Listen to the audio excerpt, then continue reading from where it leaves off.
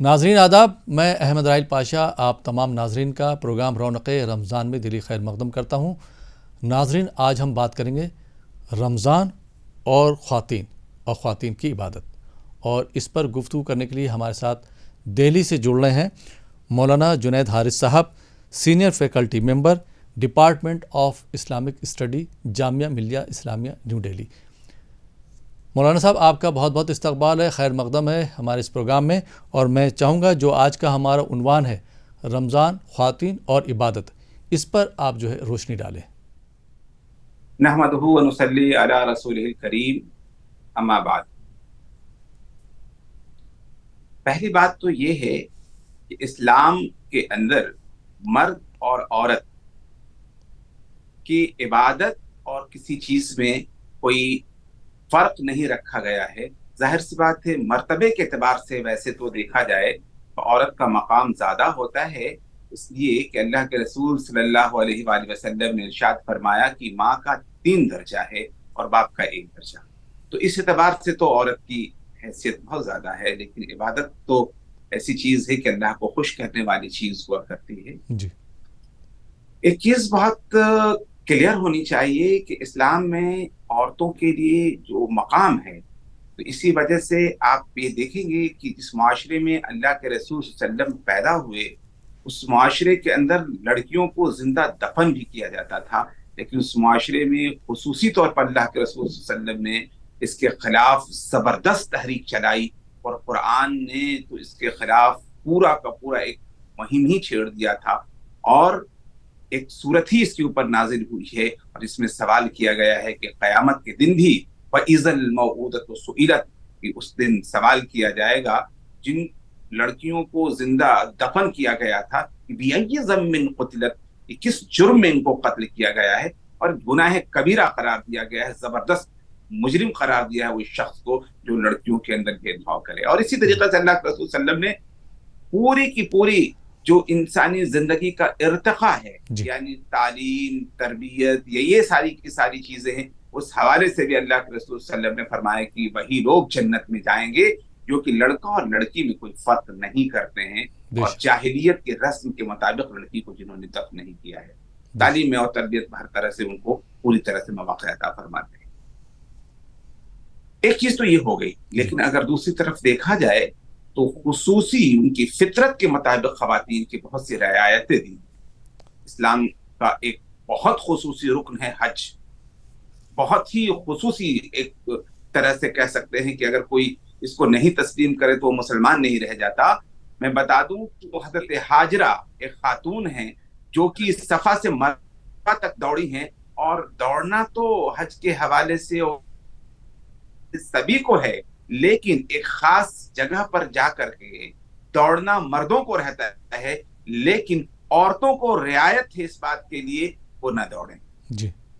تو یہ عورتوں کا عمل ہے جس کی وجہ سے مردوں کو بھی کرنا پڑتا ہے۔ باقی صفا سے مروہ تک چلنا ہے، لیکن ایک خاص ایک گرین فیز آتا ہے، گرین ایک زون آتا ہے، اس کے اندر مردوں کو تو دوڑنا ہے لیکن عورتوں کو نہیں۔ یہی نہیں بلکہ مختلف چیزوں میں یہ رعایت عورت کے لیے اسلام میں رکھا گیا ہے۔ نماز کے حوالے سے بھی جب عورتوں کے خصوصی ایام ہوتے ہیں، انہیں آرام کرنے کی ضرورت ہوتی ہے، ان پہ ایگزمپٹ کر دیا جاتا ہے کہ نماز پڑھنے کی ضرورت نہیں ہے، کسی اور قسم کا بھید بھاؤ نہیں، ساتھ کھانا ہے، ساتھ پینا ہے، ساتھ رہنا ہے، کوئی تفریق نہیں، لیکن جسمانی طور پر انہیں اس وقت آرام کی ضرورت ہے، اس وجہ سے نماز پڑھنے کی ضرورت ہے، لیکن قضا کی ضرورت نہیں۔ روزہ اہم ترین عبادت ہے، جس کے بارے میں اللہ کے رسول صلی اللہ علیہ وسلم کا ارشاد گرامی ہے کہ اللہ تعالیٰ ارشاد فرماتا ہے کہ الصوم لی، کہ روزہ میرے لیے ہے اور میں ہی جانتا ہوں اس کا کتنی جزا ہوگی، کتنا زیادہ اس کا بدلہ دیا جائے گا۔ تو ظاہر سی بات ہے کہ اس کے اندر اگر کوئی روزہ چھوڑ دے، چھوٹ جائے یا چھوڑنے کی ضرورت پڑ جائے، اس کی قضا تو ہوتی ہے دوسرے ایام میں، تاکہ اللہ رب العالمین جو مسلسل روزہ رکھے ہیں انہی کے ساتھ ان کو بدلہ بھی دیا جا سکے۔ اس لیے کہ خصوصی عبادت ہے یہ رمضان کا 1 مہینے کا روزہ، اس کے بارے میں رمضان کے معنی ہی ہوتے ہیں ایسا مہینہ جو کہ گناہوں کو جلا کر خاک کر دے، تو اور اس کے بعد جس نے رمضان میں روزہ رکھا، اللہ کے رسول نے فرمایا کہ من صام وقام فقد غفر له ما تقدم من ذنبه، کہ جس نے روزہ رکھا اور قیام اللیل کیا اس کے پچھلے گناہ معاف ہو جاتے ہیں۔ تو ایسی صورت میں بہت خصوصی طور پر اگر دیکھا جائے تو اس کی بہت اہتمام ہے، اسی وجہ سے سب کو اس پر عمل کرنے کی ضرورت رہتی ہے۔ لیکن اس میں بھی خصوصی طور پر خواتین کے لیے رعایت دی گئی ہے کہ جب ان کے خصوصی ایام ہوں جی تو وہ آرام کریں، جی ان دنوں میں روزہ بالکل نہ رکھیں اور دوسرے دنوں میں جا کر اس کے قضا کر لیں۔ اسی طرح سے اسلام انسانی زندگی کو آگے بڑھانے کا جو سب سے اہم کام کرنے والی عورت ہے، یعنی ماں کے طور پر جو انسانی نسل کو آگے بڑھاتی ہے، اس کا بہت خصوصی اہتمام کرتی ہے، اس لیے اس کے درجات بھی بہت بلند ہیں۔ کہا کہ جب حمل ہو یعنی پیٹ سے عورت ہو جی اور جب اپنے بچے کو دودھ پلا رہی ہو تو ان دنوں بھی روزہ وہ قضا کر لے، قضا کر سکتی ہے اور دوسرے دنوں میں جا کر اسے رہ لے۔ بلکہ اگر وہ رہنا بھی چاہے اور اگر بیٹ کے بچے کو خطرہ ہونے والا ہے تو اسے نہیں رہنا چاہیے، اس لیے کہ اس کے ساتھ ایک اور جان بھی وابستہ ہے، اس کی اپنی صحت کا بھی مسئلہ ہے۔ ایسی صورت میں کوشش یہی کرنی ہے کہ بالکل روزہ نہ رکھے اور دوسرے دنوں میں جا کر کے قضا کر لے۔ یہ خصوصی طور پر اسلام نے چونکہ عورت کو جب پیدا ہوتی ہے اسے رحمت قرار دیتا ہے، جب وہ بڑی ہوتی ہے تو دنیا کی سب سے بڑی نعمت قرار دیتا ہے بیوی کی صورت میں، اور جب